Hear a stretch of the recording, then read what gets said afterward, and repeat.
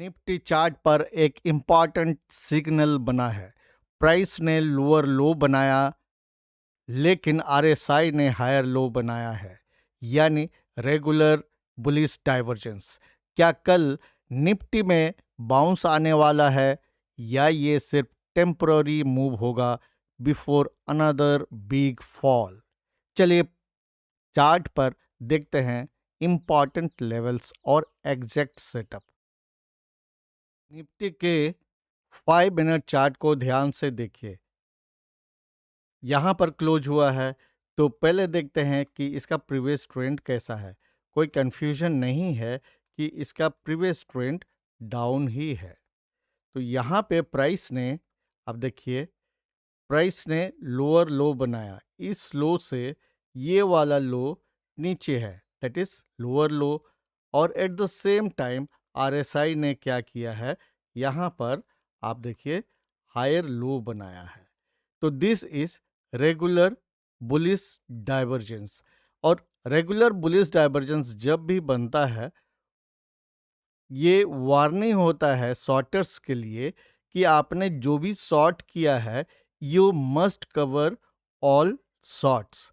यानी यहाँ पर एक बाउंस जरूर आएगा, अगर कंप्लीटली रिवर्स नहीं करेगा तब भी।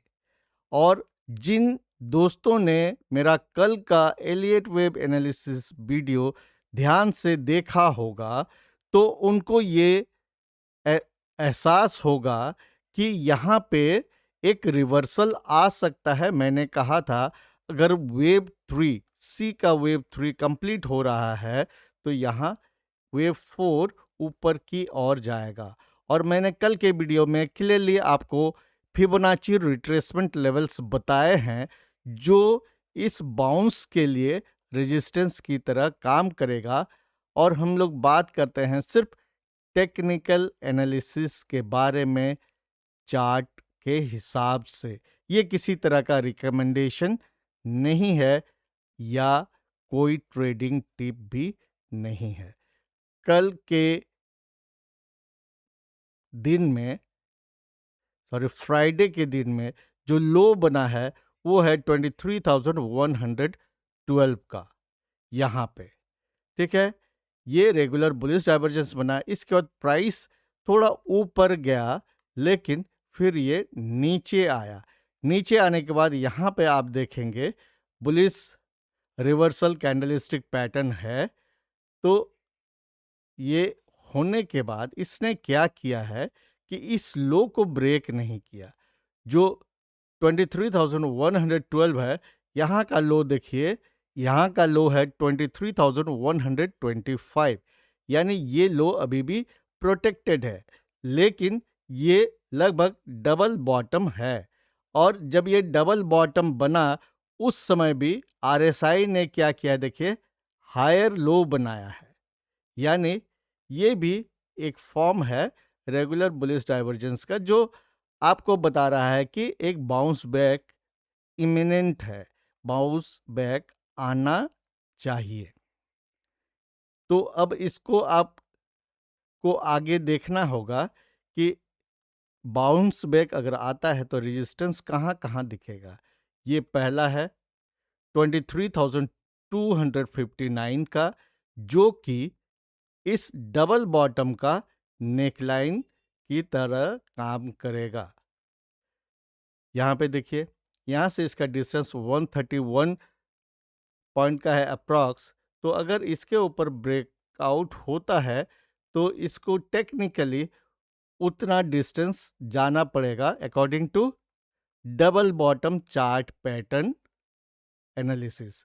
तो अगर ये प्राइस इस नेकलाइन के ऊपर जाता है, यानी 23,259 के ऊपर टिकता है अच्छे वॉल्यूम के साथ, तो इस डबल बॉटम के कारण निफ्टी का जो ऊपर का रेजिस्टेंस होगा वो होगा 23,391 का।